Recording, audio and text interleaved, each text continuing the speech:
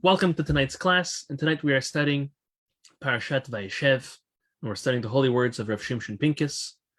And this evening, we're going to try to understand who Jacob was. Now, at a very high level that he was, but let's try to bring him down a little to us so we can understand him, his trait, and how we are to follow in his great trait as he was our great patriarch, obviously. So, just as an introduction, the life of Jacob was definitely a roller coaster for the past 36 years. He finally returns home and he reunites with his parents. The very first verse in this week's Torah portion is over here. Vayeshev Yaakov Veretz Megaravi Veretz Canaan, chapter 37, verse 1. And Jacob dwelt in the land of his fathers' sojournings in the land of Canaan. On the very first verse of this week's Torah portion, very famous Rashi. Rashi tells us that Jacob came home to settle, and he finally was requesting and looking for a tranquil life, one that he's been missing for the past couple decades. And unfortunately, as soon as he requested that and he was looking forward to that, that's when the problems, the pain of Joseph jumped on him, and he was kidnapped and sold, and he thought he was dead, and it was a difficult thing. And Rashi says that, when righteous people seek tranquility in this world, Hashem says, it's not enough that I'm going to give you tranquility in the world to come. Do you want it in this world also? So Rav Pincus now says, okay, fine. What was Jacob really thinking? Let's understand what Jacob wanted and why he truly believed that he deserved a little bit of tranquility in his life.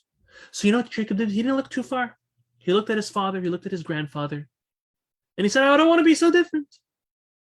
Abraham, yes, he had his challenges, but for the most part of his life, he was quite tranquil, peaceful in his chesed. Yes, he spent 10 years in jail under Nimrod's rulership for going out and against idolatry.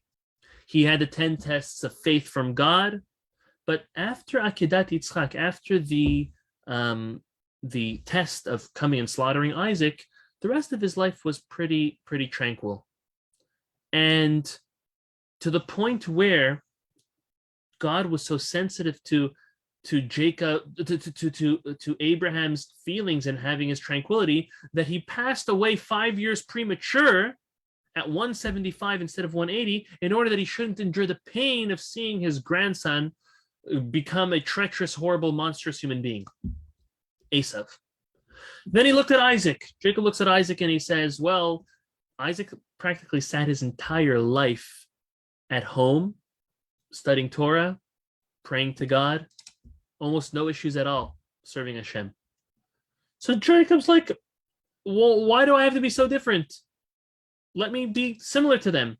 And I've already had my share of wandering and traveling and roller coaster. However, explains Reb Pincus, that Jacob's trait was emet, truth, which is Torah.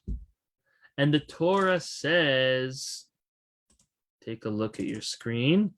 The Torah says, V'Yaakov ish tam yoshev ohalim. Jacob was an innocent man who dwells in the tents.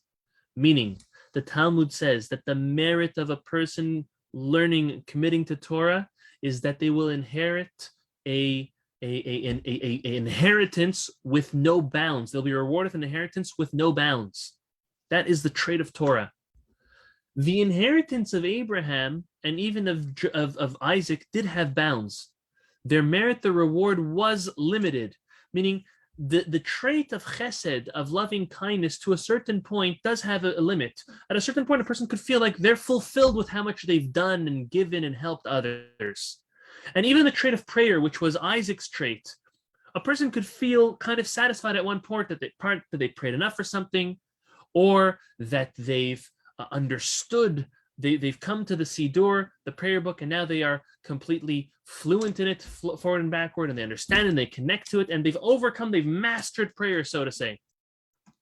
But by Torah, there is no such concept. By Torah, there's no boundary. The amount of toiling and delving and understanding is something that has no bounds to it. So if Pincus says, you know what Jacob didn't understand? He didn't understand that his trait, his midah, was different than his father and his grandfather's. And because of that, when he requested tranquility in this life, it was different than his father and his grandfather because their inheritance had bounds. But Jacob's merit and his inheritance had no bounds. So it had to continue with suffering and struggle. There was no like game over, you finished a certain point. No, it's continuous forever. Torah is no bounds and forever, no rest in this world at all. So the lesson is that even though the Mishnah in Masechet Avot tells us that anyone who accepts upon themselves the burden of Torah removes from himself the burden of the world. Meaning, if a person toils and delves in Torah, then he'll have less issues in this world of issues with the government or health or people or just things being lost and broken, whatever it may be. Because a person comes to this world and they have a certain set of toil and suffering and pain they need to endure in order to grow. And a person has a choice to choose it on delving in Torah and mitzvot or on mundane things with an everlasting merit or not. However, that does mean that a person ever has a moment where they can rest. Unfortunately, no, there's no rest in this world. This world is hard work. So even though we cannot begin to imagine what Jacob intended by resting, because he knew that obviously, definitely a much higher level.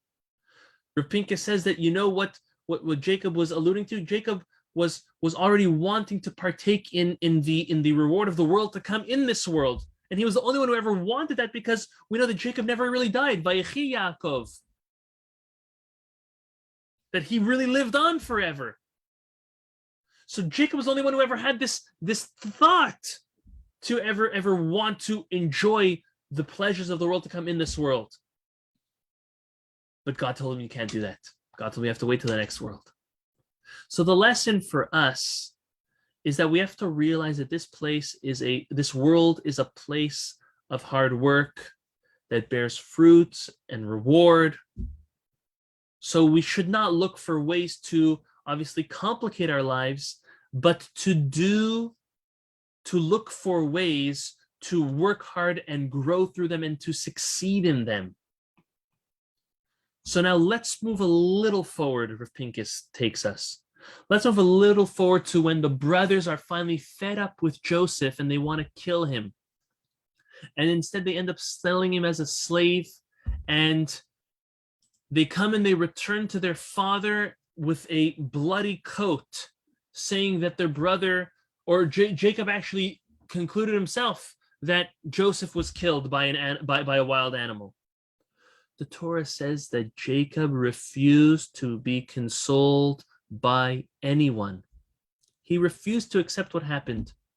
And Rashi tells us that Jacob was told by God that as long as all of his children are alive by the time he dies, that none of his children die before him, he's going to go straight to Gan Eden, direct, never see Gehinnom, never see hell. So Rav Pincus says, look how great Jacob was. Even though Abraham was the foundation and the first patriarch of our nation, he still was not the chosen patriarch. The perfect patriarch was Jacob. He was the pillar of truth. And he says we see this here. The Talmud tells us that when Elisha ben Avuya, one of the Talmudic sages, heard from the heavens that he's not going to be admitted to Gan Eden, rather he's going to have to go to hell, he completely abandoned all of his Judaism, everything he knew. He forgot it all and even rebelled. Jacob, let's understand this, Rav Pincus says. Jacob now concluded or came to the conclusion that his son died. His son Joseph died. That means he has no Gan Eden. That means he's going to hell. He's going to Gehinnom. And nevertheless, he still continued to serve God day in and day out. He didn't abandon it. Now, why is it that Jacob had to have all of his sons alive before he passed away? Because Jacob had to have a continuation of 12 tribes. If one would be missing, it would be incomplete, and there'd be no continuity to the Jewish people. There'd be no purpose to what Jacob came to this world to do, explains Rav Pincus. And therefore, for the next 22 years, even though Jacob's bubble was bursted, his son died, he thought. For the next 22 years, he was steadfast in his belief and his service to God as if nothing ever happened. Can you imagine doing something that you're literally spinning your tires in mud and you're not moving forward? Can you imagine dedicating your whole life to something that could not have any merit or any reward to it? This was Jacob's trait of emet, of truth. He had no reason to serve God. Everything came crumbling down. No purpose without the 12 tribes. He did not change himself at all. At the contrary, it was really God who changed towards Jacob. God now no longer revealed himself towards Jacob because Jacob was so depressed and sad about it. But he still served God day in, day out, the same way as before. Rav Pincus says no one ever had such a test and passed it. The test of serving Hashem, knowing there's no point. That's why he's the ultimate patriarch, Rav Pincus says. So the lesson to us all is that even when everything looks like there's no hope, it's impossible to recover, there's no way to survive this, that is when we have to remind ourselves of Jacob's strength. And we're supposed to stay strong and not waver at all in our service towards Hashem. When livelihood is hard, when health is an issue, when children, whatever it may be, and it looks like no turning back. There's nothing that can happen. There's anything short of a miracle. Do you understand that in Jacob's mind, the fact that Joseph was alive was like the impossible. 22 years, he's concluded already that he was gone. And the impossible happened for Jacob. His son was revived or alive. That should be used for us as a strength, as hope, that even in our lives when everything seems like there is no hope at all, there could be hope. We only see a very, very, very small part of the entire picture. Hashem is orchestrating a master plan. This should help us to realize that we can not only survive the hardest parts of our life, but we can turn that survival into growing and striving and being the best we can possibly be. So the two lessons we learn from Rav Pincus is, number one, we have to realize that there is no real tranquility or rest in this world. This world, we're here to work and we're here to gain and amass reward and merit for the world to come. And toiling through Torah is merit without bounds. And if we want all that merit without bounds, we got to keep on working, keep on digging nonstop. And the second part of the fact that Jacob was the ultimate patriarch is because he stood with truth, whether it made sense or no sense. He did the right thing, even when it didn't seem like it was the right thing, because it was like, look, no point. Even when no one's looking, even when we think that there's no point, we do know deep down what the right thing to do is. And we should always have hope that Hashem can turn everything and anything around. And if that is what God intends is the best for us, or for this world, that is exactly what HaKadosh Baruch Hu allowed to happen. So may the merit of Rav Pincus, HaKadosh Baruch Hu should bless us all to see those opportunities in our life as opportunities of growth, and stay steadfast in our avodat Hashem, our service of God, to connect to Him and to hopefully understand Him and His ways in the greatest of ways that our finite brains can understand the infinite God.